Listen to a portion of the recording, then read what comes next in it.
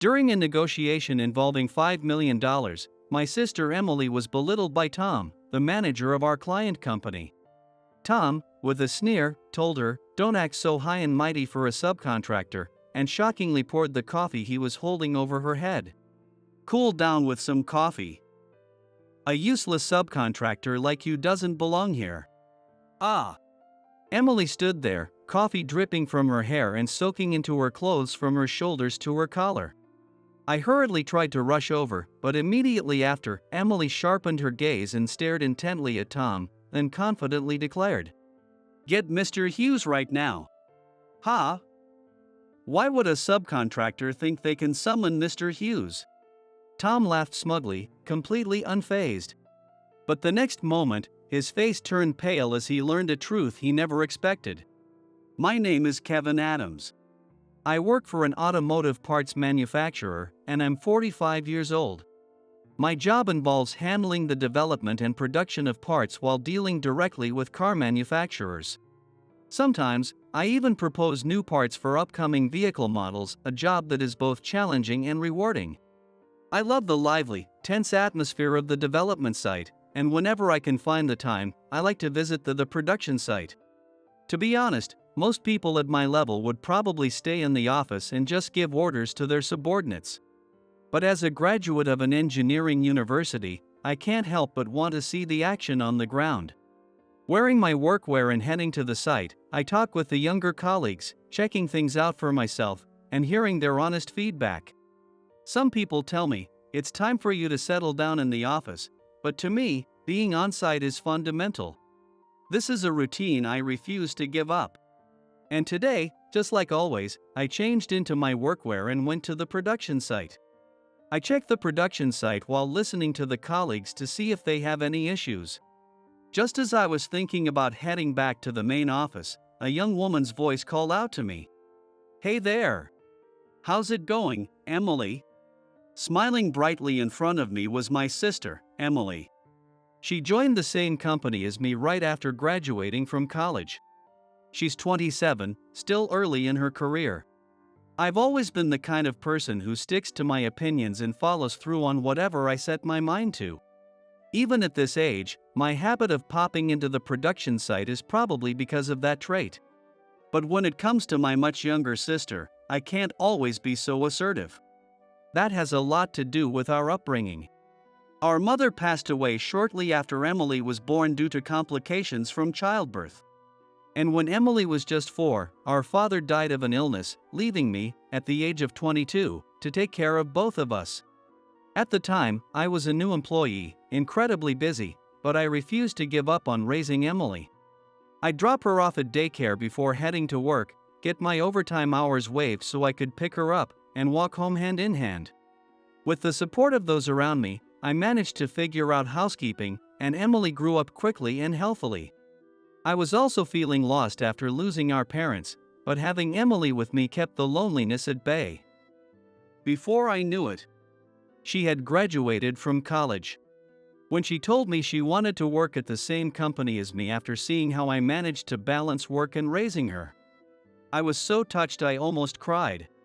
After getting the job at the company, Emily steadily devoted herself to her work, and now she's been entrusted with handling several deals. Just recently, she was chosen as the lead for a major transaction, and she talked about it with her eyes shining. I figured she had stopped me just now to talk about that deal. With that thought, I paused and waited for her to speak. Perfect timing. I just met the person in charge of the $500,000 deal for the new product. Her name is Tiffany, and she's a very calm, composed woman, a truly wonderful person. According to Emily, Tiffany came across as incredibly sincere, and Emily had a great impression of her. During their meeting, Emily learned that Tiffany had originally worked in a technical role but had just transferred to the sales department last month. Because of this, she had a wealth of knowledge and shared many detailed insights about products that Emily, still new to the industry, wasn't yet familiar with. Their conversation flowed so well that what was supposed to be a 2-hour meeting ended up running longer. Tiffany apologized, saying, "I talk too much. How about we have lunch together, Emily?" and treated her to a meal. Emily also tried to decline, saying, even though I was the one asking all the questions, I can't accept being treated to a meal by a business partner. However, Tiffany casually brushed it off, saying that she should let her seniors take care of her. Over lunch, they continued their lively conversation about work and ended up becoming quite close. I understood the conversation well because I've been hearing a lot about the production floor from you, big brother. She really listened attentively to our situation, such a kind person. I hope it turns into a great partnership for both sides. And, by the way, stop calling me big brother at the office. When I pointed it out, Emily smiled and said, I'm sorry, as she gave a small nod of her head. I couldn't help but think how sweet she is, always apologizing so sincerely without any bad intentions. Maybe I'm just being a doting brother. Regardless, seeing Emily adapt to her job and work so passionately made me genuinely happy. Since then, Emily has told me that the meetings have been going well. The parts for the new product have been completed on schedule, and the new production line has been running smoothly without any issues. It seems the product is selling well on the client's side too, so much so that they've already placed an additional order to increase production. It's really going well, huh? I've even heard people talking about the new product from the client's side. It's amazing. Tiffany said that at this rate, the order volume could multiply in the near future. Her words made my eyes widen in surprise. If the volume were to multiply, we'd be looking at a deal worth millions. I hadn't yet received official word, but I hadn't expected the sales to be this strong. That sounds like something we'll be discussing in an internal meeting soon. Yeah, and when that happens, I'll make sure we secure a continued partnership. I'm going to give it my all. A few days later, I actually received an inquiry from the business partner about increasing the order volume. Let's give it our best, big brother. Yeah, Emily, I'm counting on you for this deal.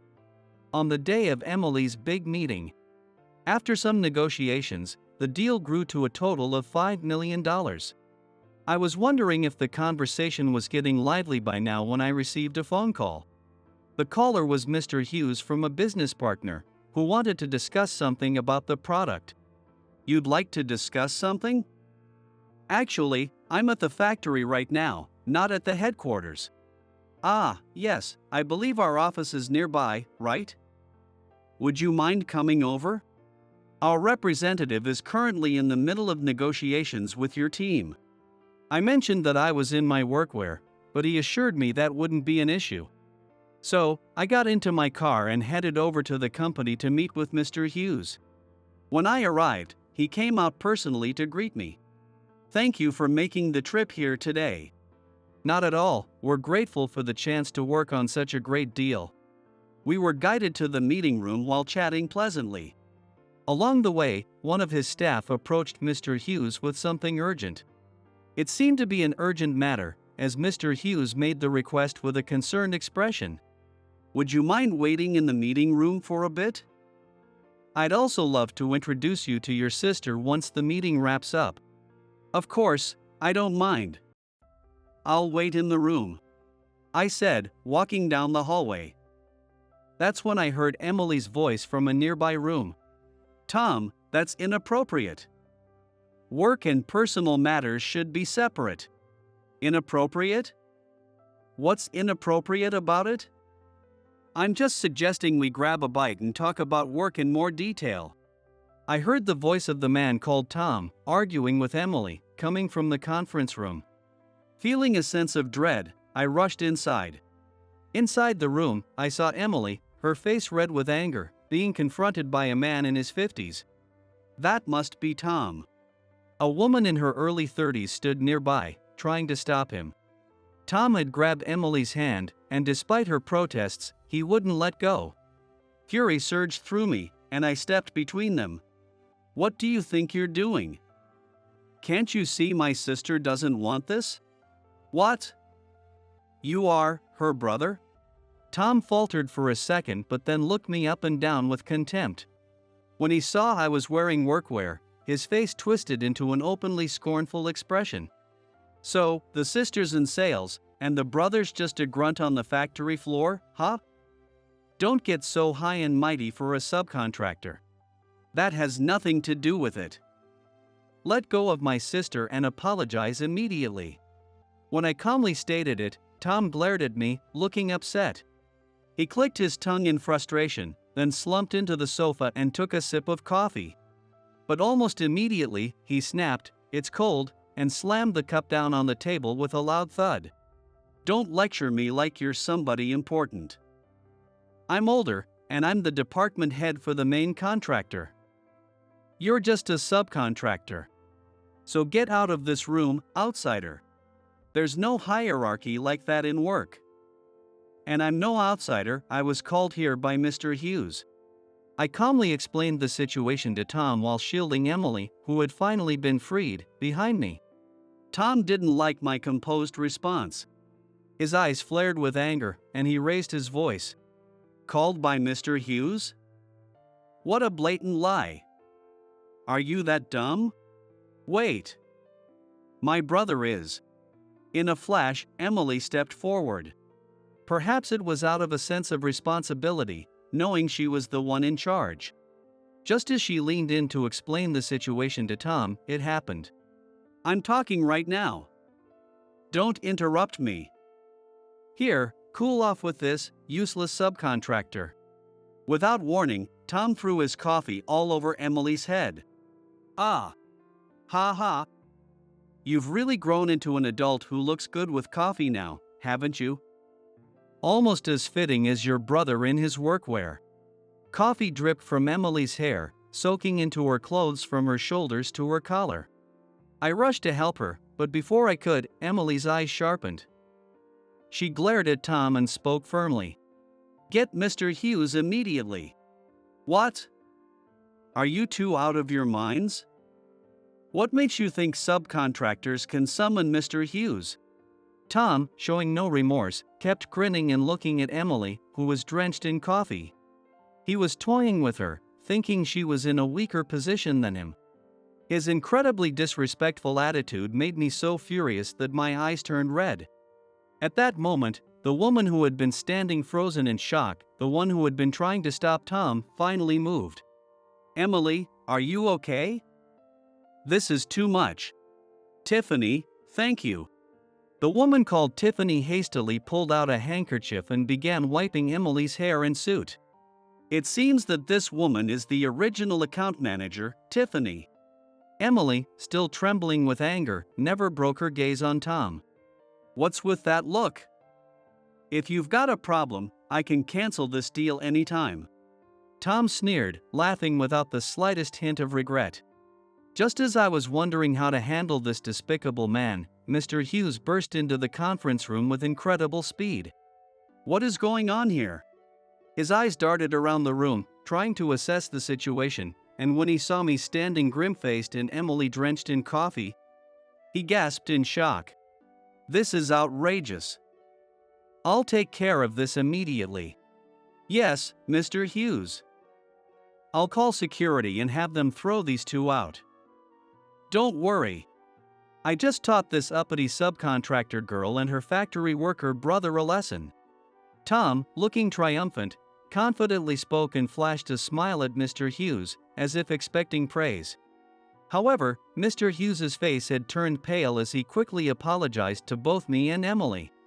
Kevin, Emily, I'm deeply sorry for what Tom has done.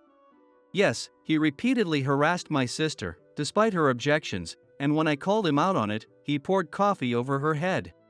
I pointed to Emily's soaked hair and coffee-stained suit. Mr. Hughes looked at the brown puddles forming on the floor and began trembling, bowing even lower in front of us. I am truly, deeply sorry. Tom, what on earth were you thinking? Huh?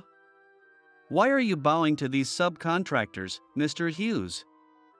They didn't show proper respect to us, so I was just teaching them a lesson. Tom clearly still didn't understand the gravity of the situation. Despite the fact that anyone Mr. Hughes would apologize to like this couldn't possibly be just a subcontractor, Tom remained utterly clueless. I was no longer just angry, I was exhausted by his stupidity. With a cold voice, I addressed both Mr. Hughes and Tom. Mr. Hughes, we've had a long-standing relationship, but I'm going to have to reconsider our partnership moving forward. What? Wait, please. If you pull out now, Kevin, it will devastate us. I'll deal with Tom immediately. I beg you, please reconsider. Mr. Hughes, trembling uncontrollably, stared at me with wide, pleading eyes. But I was done. I can't do business with a company where colleagues not only look down on others but go so far as to pour coffee on them. I cannot trust your company with a $5 million deal. Consider the matter closed. $5 million? What kind of ridiculous lie is that? You should be ashamed of yourself. Who do you think you are?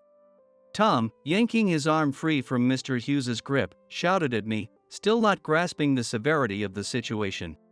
But it was Tiffany, surprisingly, who stepped in to stop him. Though visibly shaking and pale with fear, she mustered her courage and confronted Tom with a determined expression. Don't you know who this is? This is Kevin Adams, the chairman of Adams Holdings. Adams Holdings? You mean the group with 15 companies across the country? No way, this young guy. Tom finally began to understand, beads of cold sweat forming on his forehead. Tiffany, her expression serious, moved closer to him, continuing to scold him. And Emily is Mr. Adams' sister. What have you done? Not only will you cause a $5 million loss, but you'll ruin all future business with them. No. I just thought they were just some random subcontractors. If I had known they were important people, I wouldn't have. Tom, now drained of any defiance, collapsed onto the sofa, unable to even look me in the eye. The truth was, my father had been the president of a nationwide group of companies. The year I started working as a new employee, my father, the company president, passed away. Since then, I unexpectedly took over as president and have been running the company tirelessly, all while taking care of my younger sister, Emily. At the time, with my father's sudden death, unsavory individuals had tried to move in on the company's leadership. It was only with the help of my father's trusted advisors that I was able to navigate the crisis that could have shaken the entire group. The fact that I was my father's son gave me the credibility to unite the group under my leadership. Of course, it was also thanks to the colleagues who believed in me, despite my inexperience. And the support of the senior management that I managed to hold everything together. Whenever I think back to those times, I feel deeply grateful and humbled by the people who stood by me. Years passed, and once the company stabilized, I handed over the role of president to a capable employee, stepping back to serve as chairman. I believed that for the company to grow in a healthy way, it was essential not to cling to family-run leadership. Thanks to the hard work of the colleagues, Adams Holdings has continued to thrive. As chairman, I oversee the 15 companies in the group, keeping a close eye on their performance. I also make a point to visit the field directly, like today, to stay informed about what's happening on the ground. Emily had previously told Tiffany about her background, that she was the daughter of the former president, and that her brother was the chairman.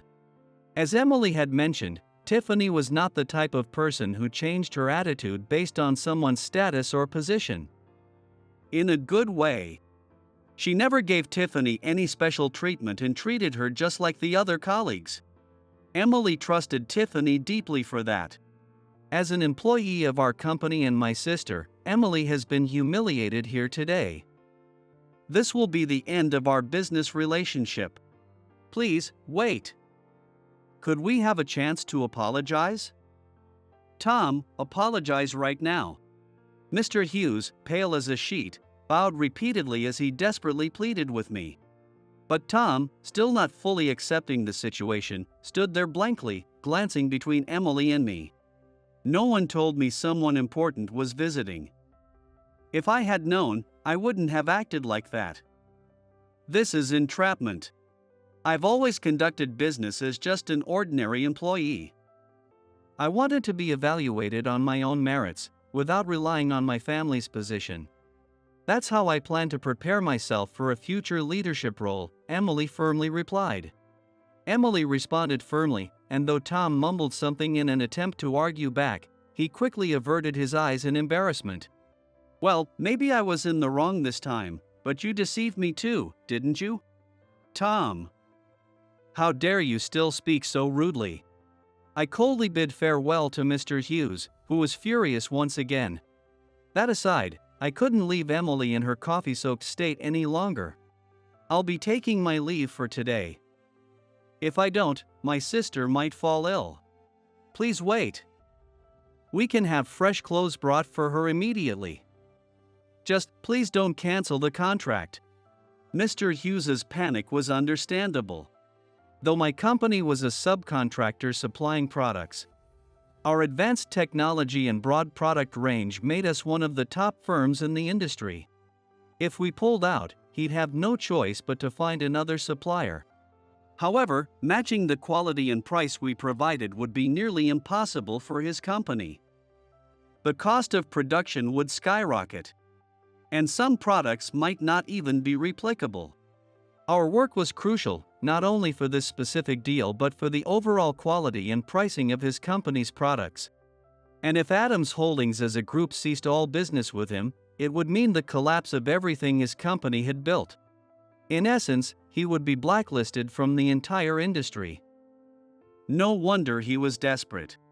Tom, who had been slow to grasp the situation, finally began to understand as he saw Hughes's frantic demeanor. He started bowing repeatedly, but it was too little, too late. I ignored him as I let Emily out of the building, without a second thought.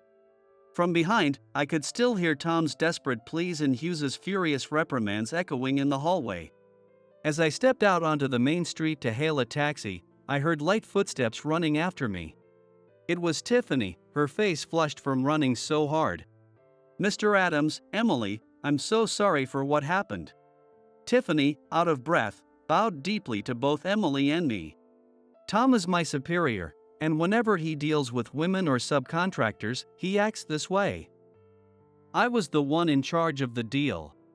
But somehow he found out the representative was a young woman and forced his way in today.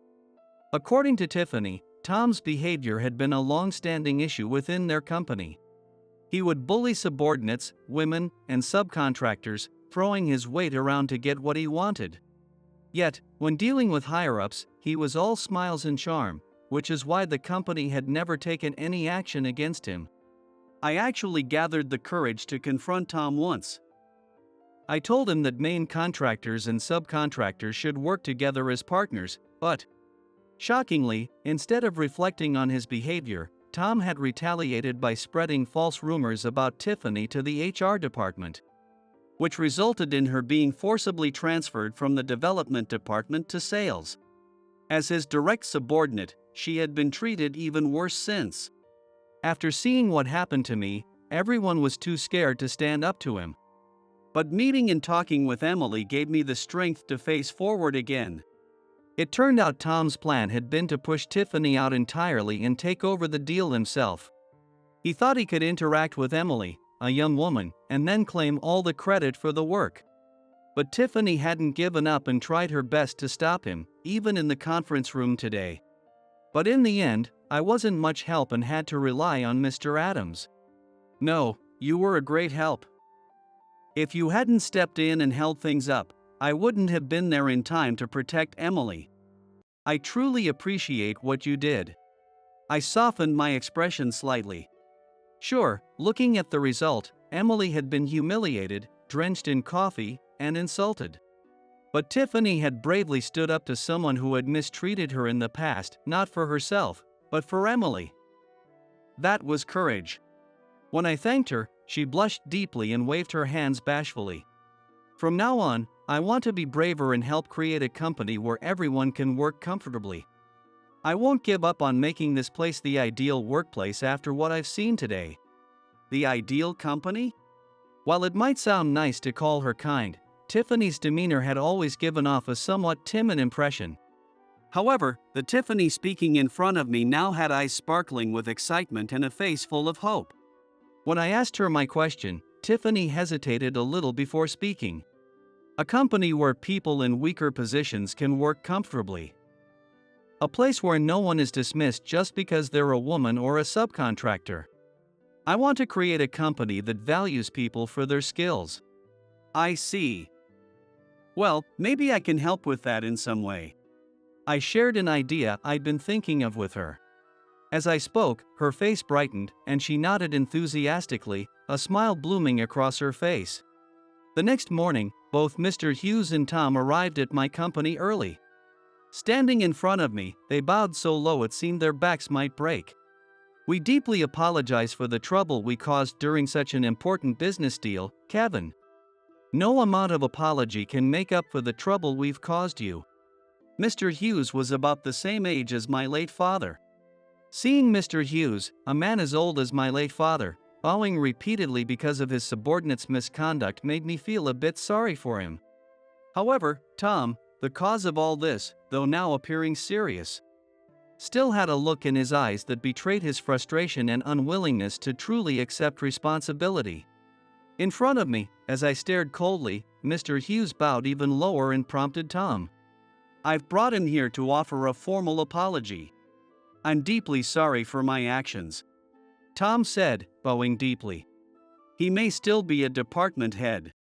But even so, Tom's bow is polite, and his choice of words is proper, yet it doesn't feel like a genuine apology. Whether he's unaware of the hostile look in Tom's eyes or simply ignoring it, Mr. Hughes appealed to me once again. Tom is reflecting deeply on his actions.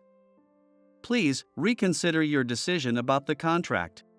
If it's you, Mr. Hughes, asking so earnestly, I won't say no outright. However, there are conditions. Mr. Hughes's face brightened for a moment at my words. However, once he realized there were conditions, he bit his lip as if steeling himself. I understand. I will take full responsibility and retire. That's not necessary. In fact, I would like to continue our partnership. The issue I want addressed is with Tom. At the mention of his name, Tom visibly flinched, casting a wary glance in my direction, unsure of what was coming. As Tom cautiously wondered what I was going to say, I firmly made my declaration. Tom has harassed people he deems beneath him, subcontractors and female colleagues. I want the company to hold him accountable for that. What is this nonsense?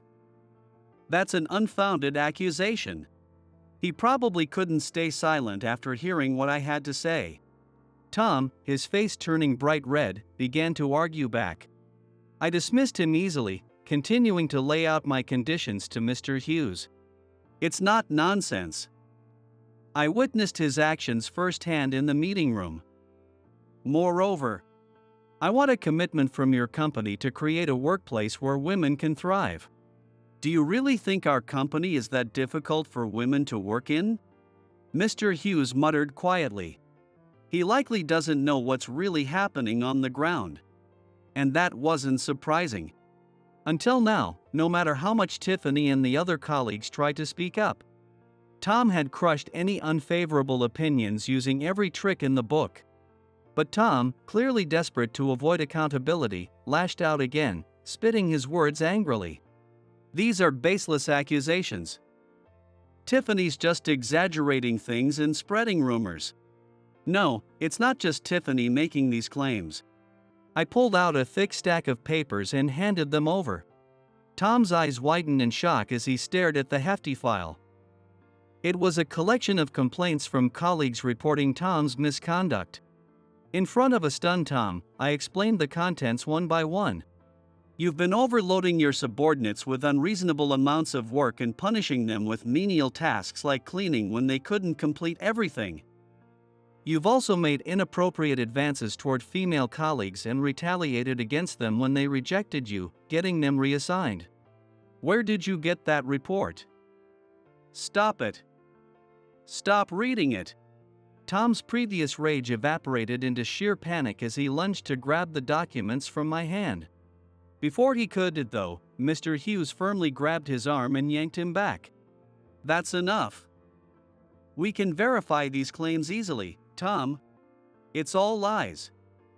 These are just fabrications from people who can't do their jobs and want to smear me.